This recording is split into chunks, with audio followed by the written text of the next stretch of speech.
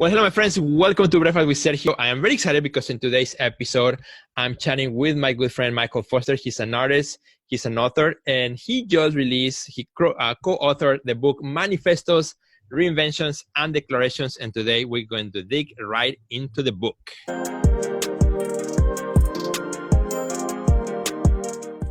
Well, hello, Michal. Good to see you, my friend. How you been? Doing good, Sergio. Good to see you.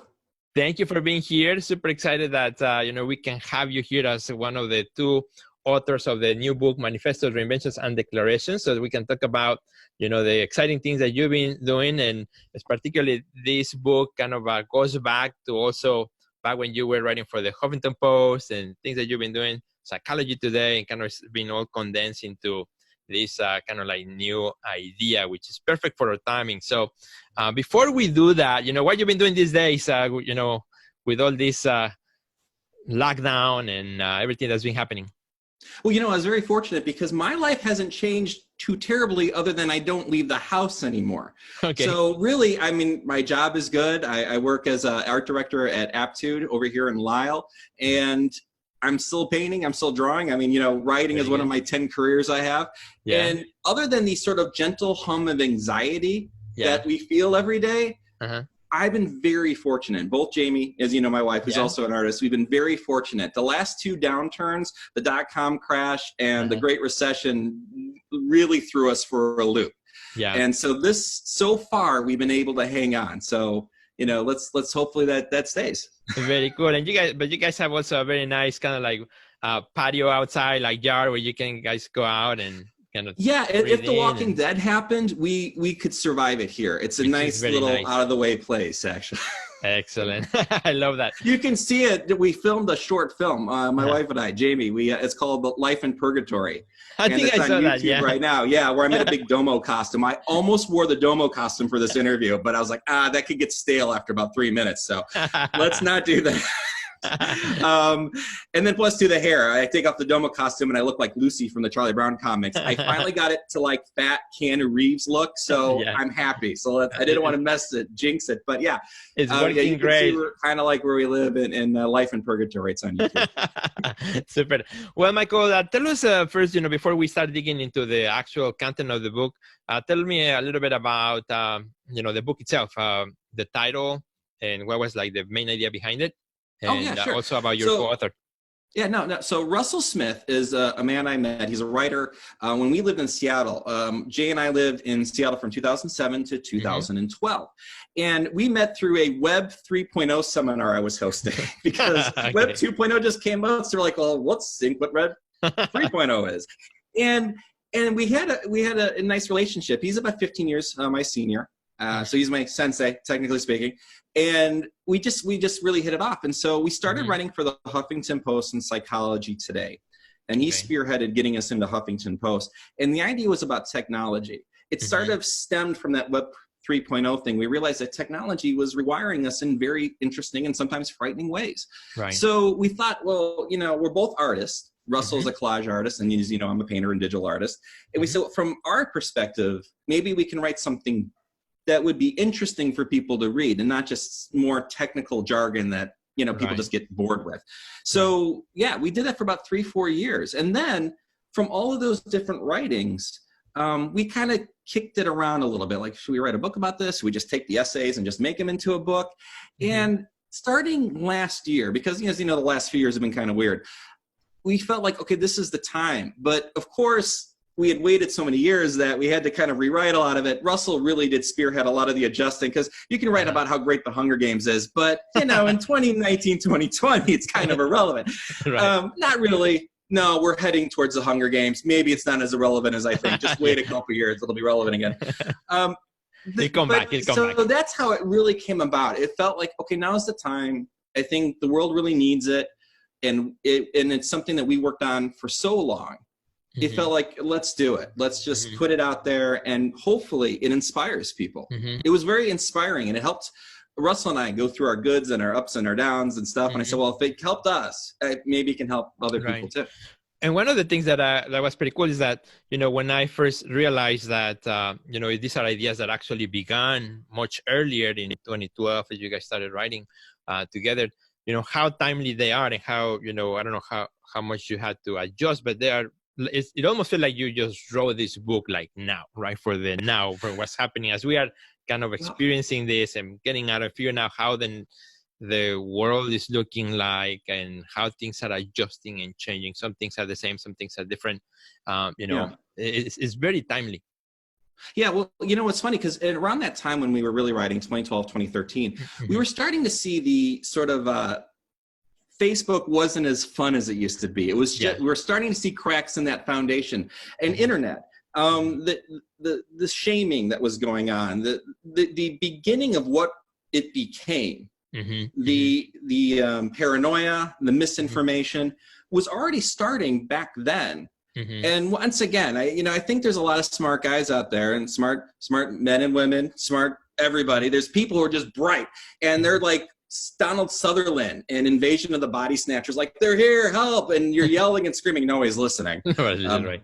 They would listen once, but you could see the warning signs, and so it was, in some ways, when we revisited the material, some of the stuff that we had seen play out, it was even worse than what we thought it could be in some cases. In some cases better. But it definitely, we were a little bit ahead of our time. So, hey, kudos to us. Like, exactly. Whatever that means. It's a visionary, exactly. And, I think the book presents so much material that, anyone with any kind of background can come in and find something useful and dig into particularities of what they might have their own interest and such. In my case, for example, I love the idea of reinvention, always looking at how do we recreate ourselves. And I actually sent you one of my videos on something I talked about a couple of years ago. And I actually watched that back then, and I rewatched it this morning. So this idea of reinventing yourself every so often, and just like you mentioned, the Web 3.0, this idea of what if we as as an individual, can I do a better version of myself? So I'm right now in Sergio 8.0, using that as a kind of as a visual illustration for me on how I can improve in my business, in my life, as an artist, as a husband, as a dad, and whatever else it is. And I keep track of that on a notepad, right? So I love that idea in your book because it's a topic, it's a theme that continues to be developed in the book in various aspects, in the aspect of culture, in the aspect of politics, in the aspect of the future, in the aspect of rights, all these other things. Tell me a little bit about, this overall theme of reinvention and maybe even your personal interest with that idea. Well, that was really how a lot of the articles started with Huffington Post and Psychology Today, was the idea of reinvention. And I think it was because we were all coming out of the Great Recession, and a lot of us had to reinvent ourselves. It was do or die. We needed to, whether it be our careers, our finances, whatever, however we were living our lives, we realized, well, it's probably not going to be the same as it was. Right. So let's find new ways to do what we're already doing, better ways, more efficient ways to do what we're already doing, how we're already conducting our life. And then when we came around to this book, I think the phrase "new now," which shows up a lot in the book, really sort of sums that up. And how that started was because we hated the term "new normal." Remember, as COVID-19 was hitting in March, everyone's like, okay, how are we going to get back to the new normal? What's the new normal look like? And it just rubbed us the wrong way. And then through our discussions, Russell and I would say, the problem with the new normal is that, one, and this is where my happy-go-lucky personality kind of becomes not so happy-go-lucky. This is going to be an ongoing problem, not just COVID-19, but and they had predicted this back when we were first writing in 2012, 2013, that the world's going to be in kind of a crazy place, probably for most of this decade. Once this settles down, we're going to have to deal with a lot of geopolitical just collapses. There's worry about what happens in Europe and Russia and China. So even if America, for some reason, like let's say we develop a cure tomorrow and we swing out of it, this is just part one of what's going to be several years of difficulty. And that's something it's hard to wrap your mind around. But we realize that, well, the normal is out the window. There is no normal. And we shouldn't hurry getting back to normal, because a lot of times if you rush that process to find a new normal, that normal that you discover may not be a good one. A lot of times authoritarian dictatorships use that phrase or use that idea of normalization to, to basically push boundaries. And then all of a sudden we accept what we're accepting today, radicalized politics, just trash talking on the internet. Why is, that there was a point at which that would not have been tolerated, and now we're tolerating it all the time.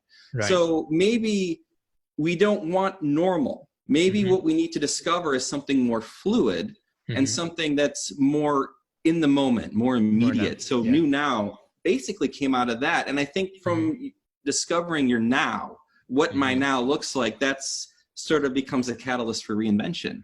No, I love that. In a sense, if that's... Yeah, no, that's great. I probably bored everybody talking. No, that's great. I love that. And one of the things, like, for example, I remember when we experienced 9/11, a lot of the new normal kind of began to also, almost like it was like a little taste of what was going to come right now in 2020, right? And in terms of now all of a sudden in airports, you have to take your shoes. That has become like, what many started to referring also as the new normal and things like that.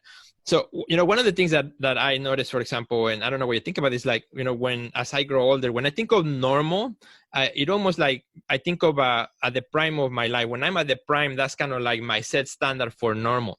But I live with teenagers, right? So as we're going through this pandemic and so on, they adapt really fast. For them, this kind of idea of the normal, because they're younger, it's there, but it's not there. For them, the new now is like, they're really quickly adapting, figuring out what's next, how to do this online, how to do that online. I think as we get older, it's harder to accept, this idea of the world continues to change and change and change because, we have kind of found our own version of normality. Well, yeah, and that's life, right? Because you have accumulated all these experiences and these thoughts and these ideas and these notions. And then it's hard because you start to become irrelevant. And we all do at some point. The world kind of is going to keep spinning. And at some point, you just get kind of tired and you're like, I'm done with it. It's your problem now. And of course, things move so quickly that I think a lot of times you could be in your 30s or in your, even like late 20s. And you're thinking, oh my God, when did everything change? And I think that being able to rewire yourself, which is documented as being much more difficult as you get older. You get set in your ways. Your brain, your hard drive gets hardwired. That's it. But it is important to always be exploring new ideas, to follow your interest, to not be afraid to say, okay, this is something I've always wanted to be into in a long time. This is something I found interesting. I'm just going to deep dive into it and see how that changes and affects me. I think everybody has that. I know for me, the last couple of years, I've had a real fascination with Japanese culture. So I've been learning Japanese. I've been studying the post-World War II art scene and just everything everything I can get my hands on. And that's been wonderful because I think that I've started to pick up some thoughts and ideas that I probably wouldn't have had I decided to not explore that curiosity. No, that's great. So I think we all have to find our curiosities and just go headfirst into them and not be afraid of that. And I love that. And I think that kind of leads right into the next thing that I want to talk about, particularly because we have a lot of artists watching, is the manifesto number 4, which is a manifesto for creativity, beginning again in the new now. So, which is really a really nice chapter that I like. And also you talk a lot about, taking action, right? We can all have these big dreams, these big ideas, but unless you actually taking action, that's actually the beginning of creativity. So tell me a little bit about that chapter for you as an artist, how did you arrive into that? Well, the idea we discovered, and once again, this is coming from the fact that I am an artist, a painter, and Russell's a collage artist. We both do that, is that the hardest part about doing art is getting moving. And the most gratifying part of art is when you're in that flow state. And of course I have a block on the scientist name who came up with that in the 70s, Michal. I'll get it. We'll put it up later. Okay. But the idea that when you're in a state of flow, that tends to be when you're happiest, when you're working on something and you're just concentrated on what you're doing. And that's when we find that most contentment. But the hardest part is to get moving, especially when, we live in a time when right now things just seem to be going crazy, a layer cake of chaos, as I think the guys at Radiolab put it not too long ago. You have to learn to settle down, and then you have to be able to focus. And so that chapter was about that trying to give people that little extra push. You want to create something, but you're just distracted. You're crazed. There's worry. And let's be honest, a lot of people right now are trying to figure out how to put food on the table, and they're trying to figure out how to pay rent. Right. And I'm fortunate enough that this go around so far, I haven't had to worry about that, but I have had to worry about that in the past.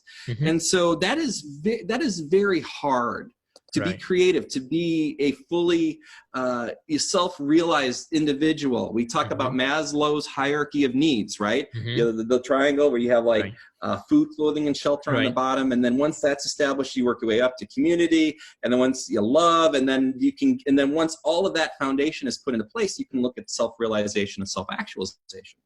It's hard to do that when your basics, food, clothing, shelter, become an issue. So the whole point of the book is we want somebody who's reading it and they're like, man, I want to like work on something. It's just to give them that extra nudge. Like, why aren't you doing this? If not now, when? And to give them a taste, to give you and I, everybody, a taste of what it's like to be in that flow state. Man, it's so great when you're doing work. We wanted to just try to present that in a very sort of beatnikish, poetic way. And hopefully they put down the chapter if you're reading it and you're like, okay, now I got to go paint something. I mean, that's in the end is what we hope happens with the book. We hope that you read it for a while and then you become inspired and then you decide to go do something. The book is written in a way that it's engineered to get you to take action. Basically. Right. And, the way you end that chapter, it's like, it's just that one little step that you need to do today. You don't need to do the whole thing, right? Just what's that one step? Maybe just taking the pencil and starting the first sketches, right? You don't have to finish a work of art today, right? It's just that one tiny step. Right. And I think because... Don't worry about that. Yeah, just exactly. And allow yourself to have bad days. Like, I think the problem is as an artist, we put so much pressure on ourselves. We have to be brilliant today. It's like, no, I mean, life is like a marathon.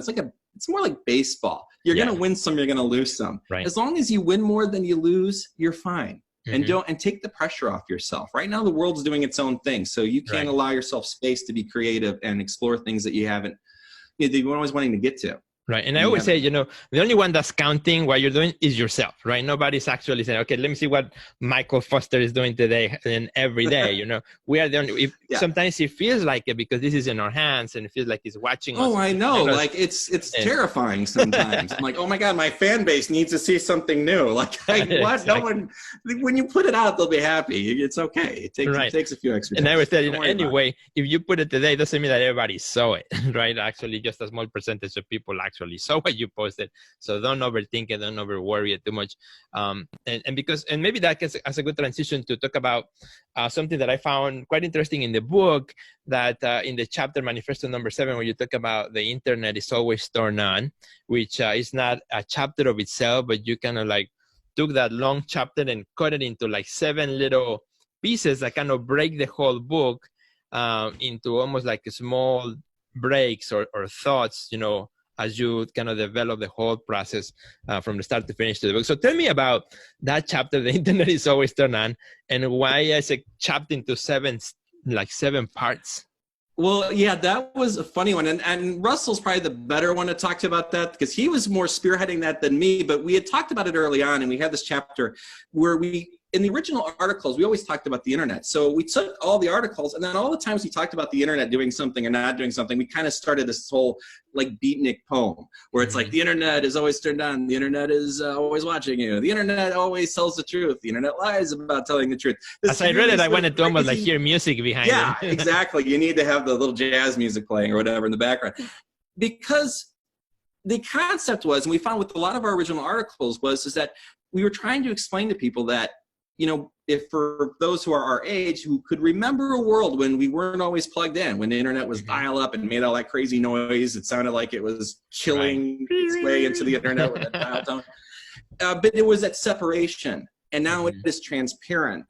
And you can tell people about that. Well, the internet's always around us, and it's, it's transparent. And though we know it doesn't make you feel something.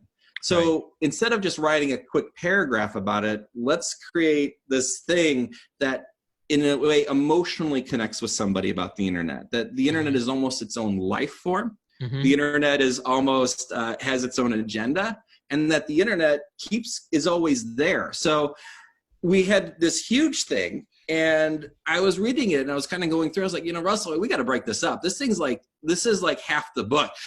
And so we broke up that chapter. I like that. So it's funny, you go to chapter 7, you go to chapter 8, but then you go back to chapter 7, then you go to chapter 9, and it's like, but you know what? You can't have a book called Manifestos, Reinventions and Declarations, and it be a normal book. I think you kind of lose you lose your brand if it plays out like everything else.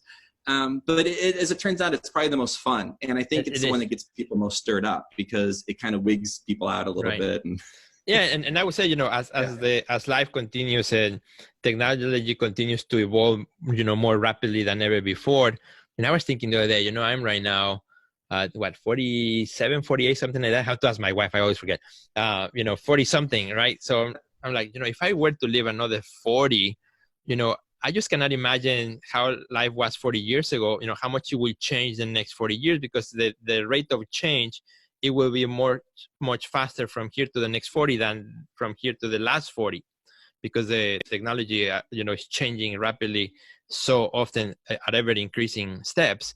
And so interesting. I was thinking, in the title of the internet is always turned on. And I would say, it's always turned on, it's always watching, and it's always listening.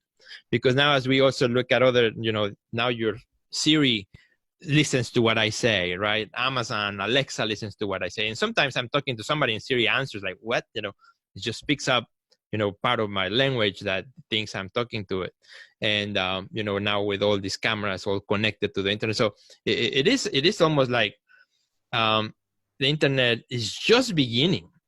It feels like, it's just at its early stages, even though it might seem like it's been here forever, but just the rate in which it will continue to grow, I think is hard to imagine.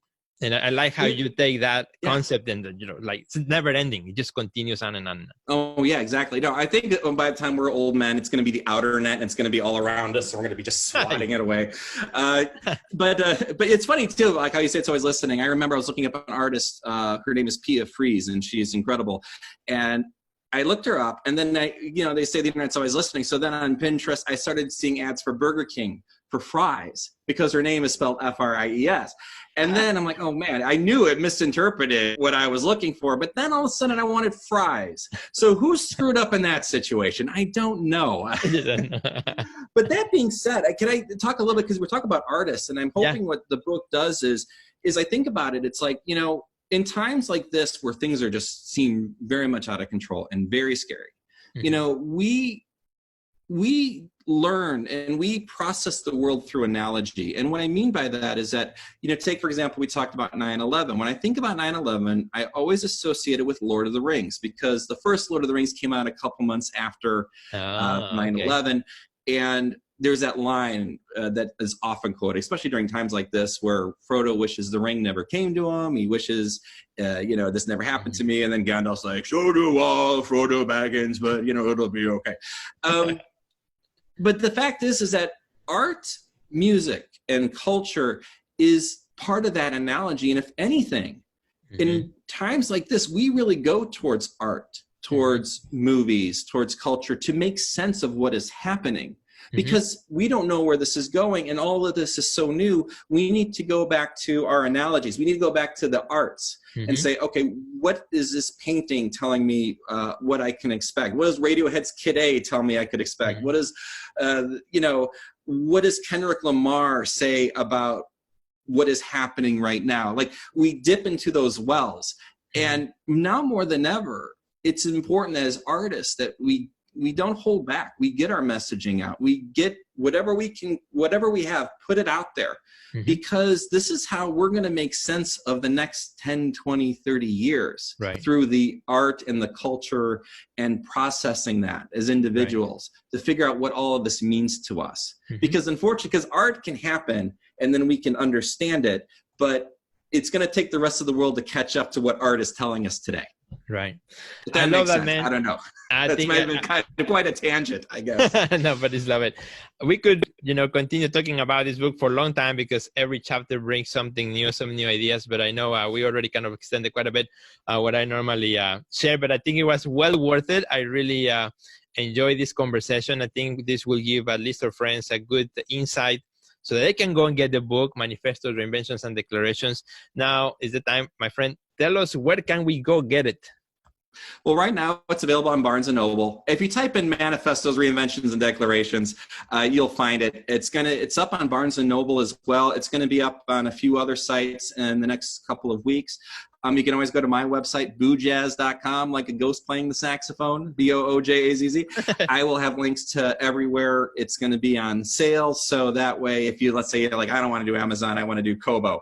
Well, we should have it there too. So you can pick and choose where you want to grab it. Right, and it's nice that our friends can either get it as a digital version or also as a hard, as a book itself. Right. So, available. And and if you want an actual paperback, go to Amazon because it's available on Amazon as a paperback. Super. Well, thank you so much, man. Thank you so much. It's always been, pleasure seeing you, and we've known each other since you guys came to Chicago. So it's such a good, it's so great. I feel like so much is going full circle with this project. So it's really wonderful, actually. So thank you for having me. No, thank you so much. Of course, say hi to Jamie as well. We love you guys, and we miss you. We hope to see you very soon in some form way here in the area. So, and to all our friends watching today, please go get the book, Manifestos, Reinventions, and Declarations, whatever you prefer to consume books. Hope to check it out. And we would love to hear what you think about it. So find the book, get it, read it, and then put some comments, send me some comments. Also send some comments to Michael. You can find them. What's your Instagram? So our friends who might want to find you on Instagram and see the amazing art that you create. I think it's Boojazz Studios. Hang on. I think so too. Wait, the internet's always turned on. I'll tell you in a moment. Actually, yes, it's Boojazz Studios. That's my Instagram. But you can find all of that on the website. Excellent. I'm probably way too exposed. There's no such thing as overexposure anymore. I don't know. I don't know. All right, my friends. Have a great day. We'll see you in the next episode of Breakfast with Sergio. Share this episode with your friends. Goodbye.